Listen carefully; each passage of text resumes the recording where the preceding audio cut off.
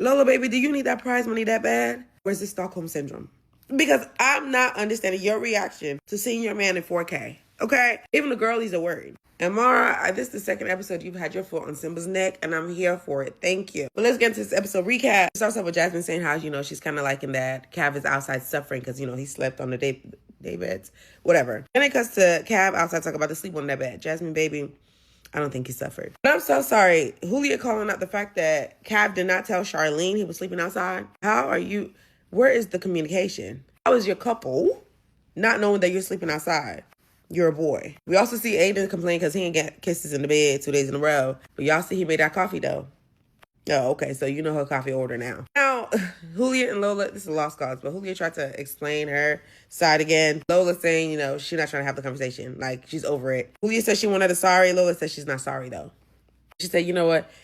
We keep talking in circles. Unless you want to talk about something else, can we change the subject? That was the most awkward thing I've ever seen. Their beef is so funny to me because the energy should be on Sean. How Lola be blaming, what's her name? Julia? See how later in the episode, Angelisa said the bombshells, the Castle girls are supposed to do what they're doing.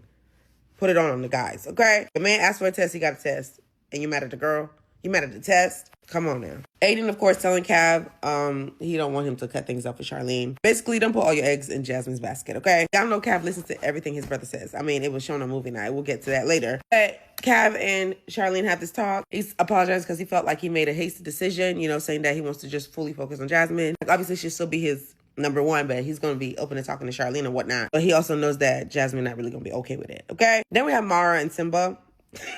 He talked about, how are you? She said, there's no need, so I don't know why you're asking. And she said, within 24 hours, I was your plan B. Did you want me to be overjoyed that you focusing on Angelisa? You've also embarrassed me. I Simba gonna talk about, but I didn't commit adultery.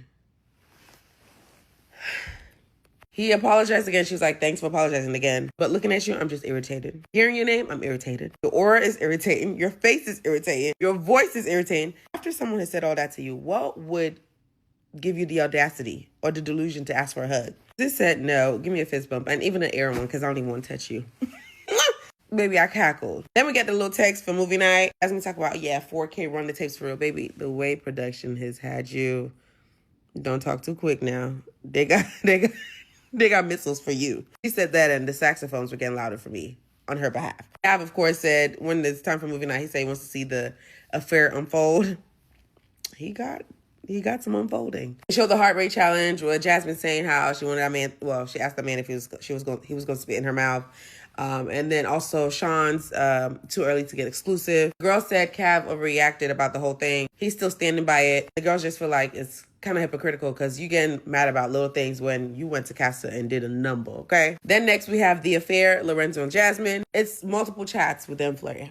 Multiple chats. The 20% they claim. I've said the affair is all there. Jasmine slick explained her side and Lorenzo backed her. Jasmine felt vindicated because she's been thinking she was stir crazy seeing what was going on in the villa. But she did request an apology from Lorenzo and she got that apology. Then we have Love Actually. It was first part, Ellie going off when she was done wrong. And then her talking about Finley and how he's right for her and he just makes her feel like herself. It was very cutesy, okay? Showed the little tears. And it was nice for Finley to see that. They had a cute little kiss. That was a cute one. And I'm so sorry. They show Ellie's a little bit and Charlene talking about, I want one like that. Baby, you've been in the villa for 20 minutes. Do you actually know you have 20 minutes? Then we have the big Lebowski, and it was all of Aiden's puppeteering with Cav. Cav wanted to be exclusive. Aiden said, slow down, brother. And how he doesn't think him and Jasmine are compatible, telling him to take a step back. And, of course, Cav immediately going to take that step back. Also, Aiden telling Martha everything Cav knows is from him. Y'all saw Cav's face. He didn't like that comment. Aiden also encouraging him with Charlene. I'm so glad after that wrapped up, Mara was like, baby, it's so crazy how much you listen to your brother. Have a mind of your own. Clock it. Aiden said his standing on what he said. Jasmine got emotional. Then we have Mama Mica, okay? And how, the boundaries thing was early. The whole kissing Simba bit. I'm sorry, when they're showing her kissing Simba and she's leaning into Angelista. Are you sick? I'm so glad Angelista looking at her like, are you dumb? And within that little montage, Simba talking about he got game. Yuck. And also, I like that they showed that little bit when she was talking about her conversation with Samraj, how she was basically being fake to Priya. Samraj asked for an explanation about that whole bit when Mica was like, she didn't want to tell Priya too early because you know how Priya is and she'll push Samraj away and whatever. I'm so glad as these people are trying to explain this stuff, Angelisa's like, hold on. Most of the montage was me, Mica, And Simba. And Simba, of course, trying to explain that I'm so glad Angelisa shut that down. It's like you were so quick to want to go cuddle and be in bed with her like you were in a freaking prison before. And he tried to flip and talk about she set the boundary. And I'm so glad she's like, where is this coming from? You were the one who set the boundary. Mica probably didn't talk about, well, if I knew all the things you were saying to her, I wouldn't have pursued you. And Simba talk about, why'd you need to know what I'm saying to Angelisa? Sir, he talk about, well, this whole clip wasn't even about me. When it comes to my part, we could talk about that. Only for the next part to be the Lion King. Or Simba told Angelisa, he only rocking with her. Then over in Casa, he telling the girlies he very open. The kissing he had, the planning of the kiss, and then the kissing he had with Mara. And I don't know why Mara was apologizing. She was apologizing to Angelisa. She had no reason to apologize. You did what you're supposed to do. Angie talked about, you were over there planning a kiss. I'm so sorry. Simba trying to say, I'm trying to take accountability. I hold my hands, take accountability. But I just want to remind you, it takes two to tango. The two to tango is you and the Casa girl. I'm glad Angie was like, that's not her fault. And I'm so sorry. There's a part, I think, Mara was interjecting. And he talked about, sorry, respectfully, this is between me and Angelisa. You literally just tried to pull her in by saying it takes two to tango. She's allowed to respond. Angela literally said she's a Casa girl. She's supposed to lay it on thick. It's whether you bite and your ass decide to chew and swallow. The fact that you keep going around this villa moping around when she's the one who's been done wrong, she should be moping around. He said he was sorry. But I wish Lola would hear that part. She's a Casa girl. She's supposed to lay it on thick. Your issue should be with your man. Speaking of Lola, the next was Sean's all that. The multiple times he's talking about how he wanted text. In Casa, how he wanted text. He said Martha and Julia are his type on paper. Sean's game challenge performance where he was kissing. I know when he downplayed it, he was like, he's two kisses. And he did mostly dancing. We saw a lot of kissing, a lot of picking up. I'm seeing the smile slowly fade from Lola's face. I'm thinking when the clips are over, she will pop off. Talk about, well, yeah, he explained to me and, he had to do what he had to do.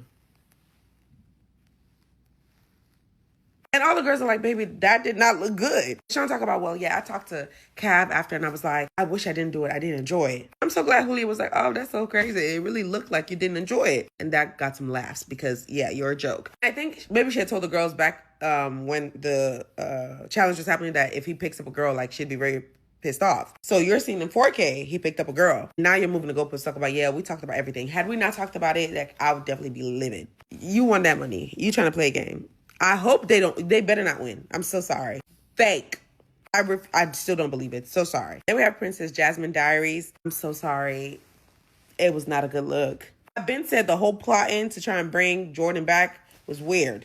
I know it's been done before. It's still weird because y'all playing in Priya's face. Talk about how, she'd begin the best of both worlds. Work for Priya to come with him because she also gets to have him and be loyal to Cav. Also showing how Jordan said he wasn't open to chat with Priya because he's not attracted. Cav was right. He said you played a game to try and bring that man back. True. I'm so sorry. Jasmine back and talk about, I'll go to sleep at night thinking about you. Like I wake up, it's not the same. Sister, this was wrong.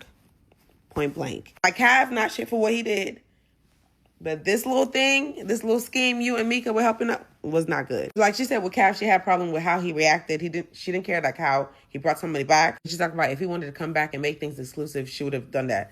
That's besides the point. It's not a good look. So sorry. I'm so glad Priya spoke up. Was like, both of y'all blindsided me because she could have brought Carlos back, even though she wasn't really feeling that man. If she knew Jordan wasn't interested, she wouldn't have picked him. Facts. It feels like she looks like a mug, and she's right. Then we have Samraj like it's hot. It's Samraj dogging Priya. It's him and Mica and their little scheme, him getting the egg. After that thing is finished, she talk about, yeah, Priya, so it's basically what I said to you before. And Priya said, no, baby, no, it's not. I'm sorry. You were the one talking smack. How are you trying to argue with Priya and then saying, this is why I told you I got the egg? See, y'all be getting me heated. Samraj needs to shut the hell up. I'm so sorry. Like Priya said, Mica and Jasmine are supposed to be the closest people to her, and they made her look like a mug, which they did. Mica played in her face about Samraj. Samraj played in her face about his feelings. Jasmine played in her face about Jordan.